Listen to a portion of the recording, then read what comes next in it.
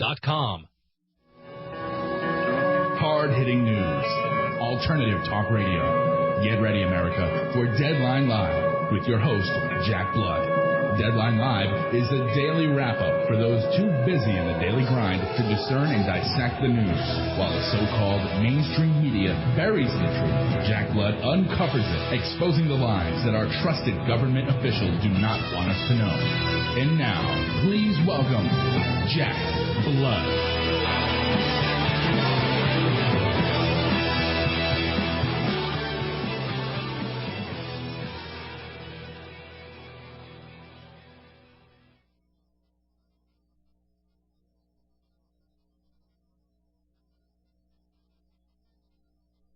3 o'clock on the Pacific Coast time and 3 to 5 right here Central Time out of Austin, Texas. Thanks for joining us, folks. More information about this show and the work that we've done over the years at jackblood.com, deadlinelive.info, and you can catch me on MySpace.com/JackBlood. You'll get our exclusive bulletins and a lot of these stories that we don't publish on some of the other websites. Please go over there and friend us and talk to us and network with us. That's what we appreciate. And if we all work together here, we will create a mass contingent, a revolution of ideas that cannot be ignored. From the bottom up, if you please. On the air with us, Dylan Avery from loosechange911.com, and also just joining us, Cindy Sheehan from cindyforcongress.org. Cindy, of course, running for Congress against Nancy Pelosi. Very important that we correct the problem by voting these people out, getting rid of these people, and putting in people like Cindy Sheehan who have the interest of the Constitution and the people at heart. You can fund that campaign from all over the country, as this is a U.S. congressional position out of California. Please help that campaign. The more money you send, the more support you have, the more you go out and blog for her, and the more you get the word out for Cindy Sheehan, the bigger platform she's going to have, and the bigger the revolution, I believe, will become. I'm going to go to Dylan in a little bit here, but I want to talk to Cindy here about what happened to her at the We the People Fest. Some are calling it the We the Sheeple Fest. How it was hijacked, taken over, how we were all censored, what she went through. Let me bring her on now. Cindy Sheehan, are you with us? Not here yet. Not here yet. Let me go back to Dylan Avery, and you let us know when we get Cindy. We were getting a better phone for her. Dylan, you didn't, I guess, get the letter that Cindy and I both got from one of the organizers where he talks about, you know, due to their financial situation, they had to pull in this outside entity to partner up with the event. They continued with their agenda, and these people, who the organizer calls a bunch of idiots, began this crosstalk of a cultural melee, speakers riling up the crowd. I'm sorry, but if you're not mad, you're not paying attention. All those people there, I'm sure, had a few chips on their shoulder anyway. I don't know how much fanning of the flames we could have actually done. He says, once again, he explained the significance of the vision. They explained, in his quotes, the significance of their fundage. Seemed to me there was much going on behind the scenes that he was unaware of. Regardless, they continued to push forward, believing that all was well. They forwarded the emails they received to the proper personnel. They thought nothing of it. They thought the whole thing would come on. Come the day of the show, all is running decently. When, quote-unquote, certain entities feel there are more people arriving than anticipated, and therefore no more tickets were to be sold and the streets were to be blocked off by the police. Then the command went out, quote-unquote, to not allow, quote-unquote, any, quote-unquote, speakers to perform at the event, or the event would be shut down. He says he started asking for a reason, was told by the financial partners to just comply or they'll lose everything. He said he's ashamed of allowing them to have this level of control over we the people, that he was placed in a situation that he was so fearful of what might have happened if he didn't comply that he eventually did comply. He says, keep in mind, I'm just an individual trying to make a living, trying to share some truth. I never expected this to happen. I didn't know what would happen. Of course, we elaborated that there were a lot of children at this event, which, of course, would tie the hands in some respect of any what I think would have been a proper display of disgust if they would have shut down this festival. Dylan, quickly, after hearing that, any kind of different perspective from what you went through out there? Well, yeah. I mean, I can relate with the guy in the fact that he was trying to make ends meet and do what he could considering the circumstances and the surroundings that he was in. So, I mean, I can understand that, man. And I was, you know, it's not that I thought that it was just one person calling all the shots and that person was to blame. I mean, I heard different things, that different groups were involved in booking different aspects of it. Yeah. You know, like the musicians were booked through Rock the Vote, et cetera, et cetera.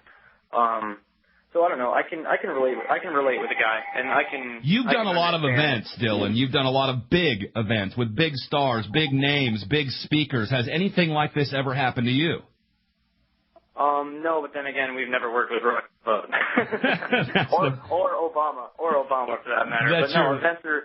events are very hard to pull off, and I can sympathize with these people, especially if things got hijacked by outside. And what it sounds like is that it got hijacked only because they had to bring in this group to pull off the event in the first place.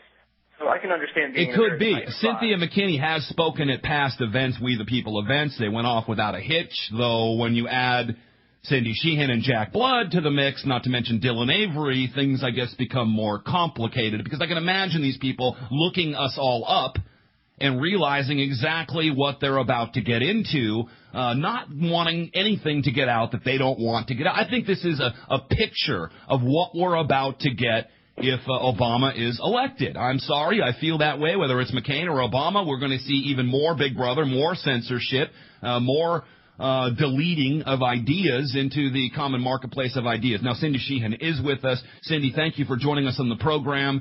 Hi, Jack. I was really honored to get to speak with you at this event and all the great bands, and I was honored to be invited, though I guess I should be just as honored to be censored alongside you. You know, that's what upsets me about it. First of all, I'm in, like, a real battle up here in San Francisco trying to defeat Nancy Pelosi, who, of course, is a corporate Democrat, one of George Bush's main enablers. And we took time out of the campaign to go down there. A valuable time. It was a Saturday. Saturday is, you know, the best time to be campaigning. We went down there with our own money. You know, now I have to travel with my campaign manager, someone to do security for me, and my sister, who's my office manager, came down with us too. So it's you know, airfare, hotels, and food. And so, but we thought it was a good event. We looked it over, and we thought it would be worth attending. And apparently, what really angers me the most is that the organizers knew that there were problems before the event even started.